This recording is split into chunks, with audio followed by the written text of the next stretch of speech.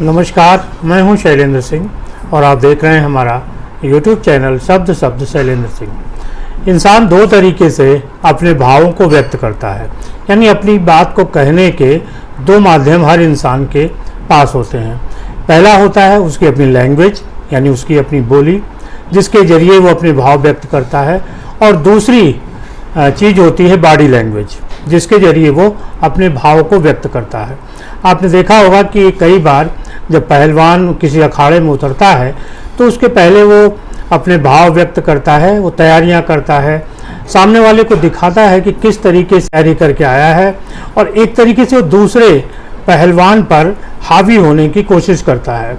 ठीक इसी तरीके से आपने क्रिकेट मैच में भी देखा होगा कि जब खिलाड़ी उतरता है तो बैट के साथ या बॉल के साथ इस तरीके का एक्शन करता है, उसकी जो बॉडी लैंग्वेज बताती है कि उसने बड़ी तैयारी की है और इस मैच में वो पूरा दमखम दिखा देगा। ठीक वैसी ही स्थिति राजनीति में भी होती है। जब कोई नेता चुनाव मैदान में जाता है तो उसका अपना एक कॉन्फिडेंस होता है, और वो अपने कॉन्फिडेंस से ये बताने की कोशिश करता है कि उसकी पार्टी की कितनी तैयारियां हैं और किस तरीके से वो जीत हासिल करेगा, अपने चुनावी लक्ष्य को किस तरीके से हासिल करेगा। यही बॉडी लैंग्वेज समाजवादी पार्टी के नेता अखिलेश यादव की है, जो बता रही है कि एक तरीके से वो एक और चुनावी हार की तरफ बढ़ रहे हैं। चुनावी हार की तरफ कैसे बढ़ रहे हैं और उनकी कौन सी बॉडी लैंग्वेज या लैंग्वेज है जिससे ये आकलन किया जा सकता है, इस पे बात करते हैं। अखिलेश यादव से एक सवाल पूछा गया कि समाजवादी पार्टी में जो टिकटों का वितरण हो रहा है उसमें इतनी हौच पौच, उहापोह और कि असमंजस की स्थिति क्यों है। अखिलेश यादव ने कहा कि हम टिकट बांटते हैं और बहुत सारे लोगों को टिकट देते हैं, उनको आगे बढ़ाते हैं, लेकिन जिनको हम टिकट देते हैं वही हमको आंखें दिखाने लगते हैं और हमसे दूर हो जाते हैं। तो ये जो लैंग्वेज थी अखिलेश यादव की, ये बता रही थी कि उनकी चुनावी तैयारियां क्या हैं।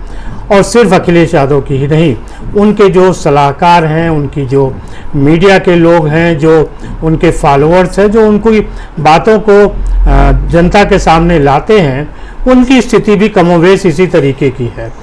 इसमें पत्रकारों का एक वर्ग है जिसने अब अखिलेश यादव पर बात करना बंद कर दिया है। दरअसल राजनीति में जो चर्चा से बाहर हो जाता है उसका मतलब यही निकाला जाता है कि अब वो चुनावी लड़ाई से बाहर है। एक दूसरा गुट है जो अखिलेश यादव का सपोर्टर है, वो कह रहा है कि अखिलेश यादव 2024 की जो लोकसभा की लड़ाई है वो नहीं लड़ रहे, वो असल में 2027 में उत्तर प्रदेश के जो विधानसभा चुनाव होंगे उनकी तैयारियां कर रहे हैं। अब ये जो बात है पहले से कही जा रही है कि जिससे कि जो हार हो उसको कवर किया जा सके। खुद अखिलेश यादव ने कहा है कि वो लोकसभा का चुनाव नहीं लड़ेंगे और वो चुनावी तैयारियों को देखेंगे। अगर सिर्फ यही देखा जाए कि सिर्फ चुनावी तैयारियों के लिए लोकसभा का चुनाव नहीं लड़ना है, तो उत्तर प्रदेश में अखिलेश यादव के सामने 80 सीटें हैं, नरेंद्र मोदी के सामने तो पूरे देश की 544 सीटें हैं। अगर वो कहें कि हम लोकसभा चुनाव इसलिए नहीं लड़ेंगे क्योंकि हमें पूरे देश में भारतीय जनता पार्टी का चुनाव प्रचार करना है, तो कैसा लगेगा। असल में जब सेनापति ही ढीला हो, सेनापति ही अपने युद्ध की जो सेना है उसका सही नेतृत्व न कर पा रहा हो, तो हालात ऐसे ही हो जाते हैं। 2017 के बाद समाजवादी पार्टी में अखिलेश यादव का जो नेतृत्व रहा है उसने कोई भी चुनाव जीता नहीं है, चाहे वो 2017 का विधानसभा चुनाव हो, 2019 का लोकसभा चुनाव हो, 22 का फिर विधानसभा चुनाव हो, और 24 का जो लोकसभा चुनाव है वो है। साथ ही साथ निकाय चुनाव हैं, ग्राम पंचायत चुनाव हैं, और तमाम तरीके के राज्यसभा विधान परिषद के चुनाव हों। इन सभी में अखिलेश यादव का नेतृत्व इस तरीके का दिखाई नहीं दिया जिससे कि उम्मीद की जाए कि वो अपनी पार्टी को जिता सकते हैं। लोकसभा चुनाव के पहले उन्होंने पीडीए बनाया था और उन्होंने कहा था ये पीडीए ही राजनीति का एक बेंचमार्क सेट करेगा, लेकिन पीडीए में एक एक करके सारे दल अलग होते गए, चाहे वो अपना दल हो या आज़ाद समाज पार्टी हो, दूसरे तमाम छोटे छोटे दल हो, ओम प्रकाश राजभर हो, इस तरीके के जो दल हैं वो एक एक करके पूरे के पूरे पीडीए से निकल गए अब पीडीए में सिर्फ समाजवादी पार्टी बचा है और इंडी गठबंधन की बात करें, इंडिया अलायंस की बात करें तो उसमें सिर्फ 2 दल बचे हैं, एक कांग्रेस है और दूसरा समाजवादी पार्टी। कांग्रेस के साथ समाजवादी पार्टी ने पहले भी गठबंधन किया है 2017 के विधानसभा चुनाव में और उसके नतीजे भी बहुत अच्छे नहीं रहे। अखिलेश यादव को लग रहा था कि इंडिया गठबंधन कुछ मजबूत आकार लेगा और जिसकी मदद से वो भारतीय जनता पार्टी को उत्तर प्रदेश में घेर लेंगे। लेकिन जैसे जैसे चुनाव नज़दीक आए इंडी गठबंधन बिखरता चला गया और एक हालत ये हो गई कि अब कांग्रेस वहाँ अकेली और अलग थलग पड़ गई है।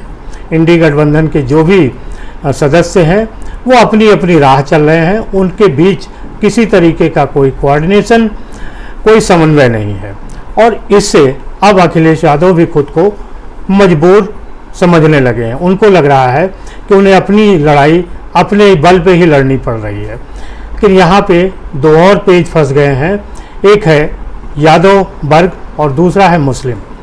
यादव वर्ग और मुस्लिम यानी MY समीकरण समाजवादी पार्टी के साथ स्थापना काल से ही रहा है। अयोध्या का आंदोलन था जिसमें मुलायम सिंह यादव को मुल्ला मुलायम कहा गया और उन्होंने इसको स्वीकार किया, अपने साथ चस्पा किया और मुस्लिम वोट बैंक को जोड़ा। मुस्लिम वोट बैंक करीब 18 से 19% उत्तर प्रदेश में है और कई सीटों पर तो 30 से 35% भी हो जाता है।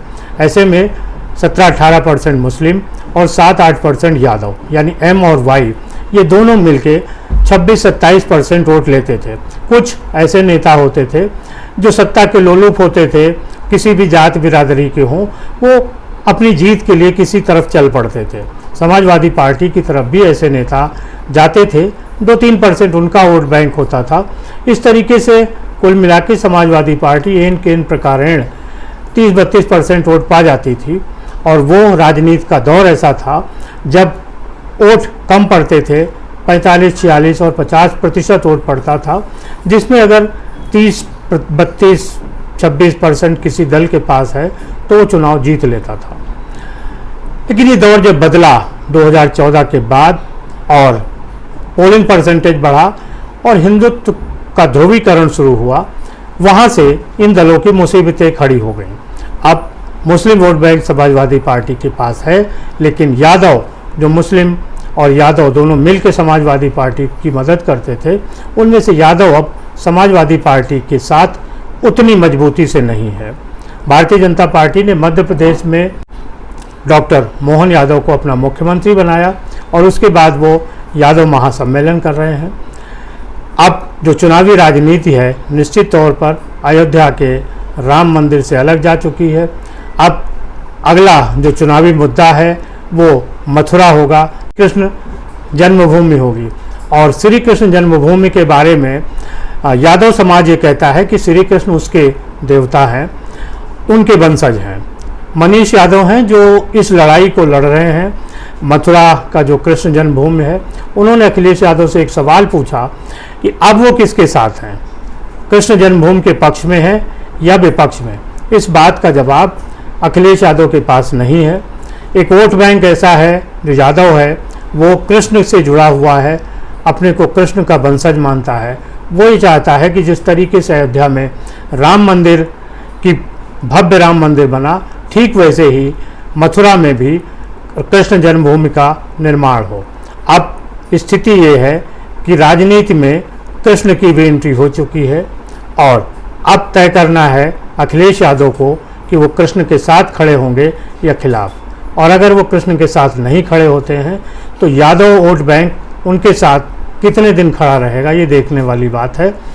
निश्चित तौर पे लोकसभा चुनाव में अभी शुरुआत है, लेकिन 2027 का जब विधानसभा चुनाव आ रहा होगा तब तक कृष्ण जन्मभूमि एक मुद्दा बन के सामने होगा और इसका जवाब अखिलेश यादव के पास नहीं है। यादव वोट बैंक उनसे खिसक रहा है। मुस्लिम भी अब देख रहा है कि उसे भी समाजवादी की पार्टी के साथ कुछ मिल नहीं रहा है। रामपुर में समाजवादी पार्टी के नेता आजम खां को खुश करने के लिए HT हसन का टिकट काटा जाता है जो मुरादाबाद से लड़ रहे थे और उनकी जगह पे रुचि वीरा को टिकट दिया गया जिनकी पैरवी आजम खां ने की थी। लेकिन अखिलेश यादव ने आजम खां के गृह क्षेत्र में यानी रामपुर में उनकी सिफारिश मानने से इनकार कर दिया। ये एक ऊहापोह की स्थिति है कि हमें क्या करना है, और ये ऊहापोह की स्थिति ही बताती है अखिलेश यादव की बॉडी लैंग्वेज कि लोकसभा चुनाव 2024 में वो हार की तरफ बढ़ रहे हैं। एक और हार से वो विधानसभा चुनाव 27 की क्या तैयारी कर पाएंगे, ये सवालों के घेरे में है। और उन लोगों को इसका जवाब खोजना चाहिए जो सोच रहे हैं कि 2024 की लड़ाई अखिलेश यादव नहीं लड़ रहे हैं, असल में 2027 की वो तैयारी कर रहे हैं। 2027 अभी दूर है, तमाम समीकरण बदलेंगे और बनेंगे, लेकिन अगर राजनीति में जो वोट बैंक है वो खिसक गया तो कोई समीकरण न बनेगा न बिगड़ेगा। आपको क्या लगता है ज़रूर बताइएगा। शुक्रिया, धन्यवाद।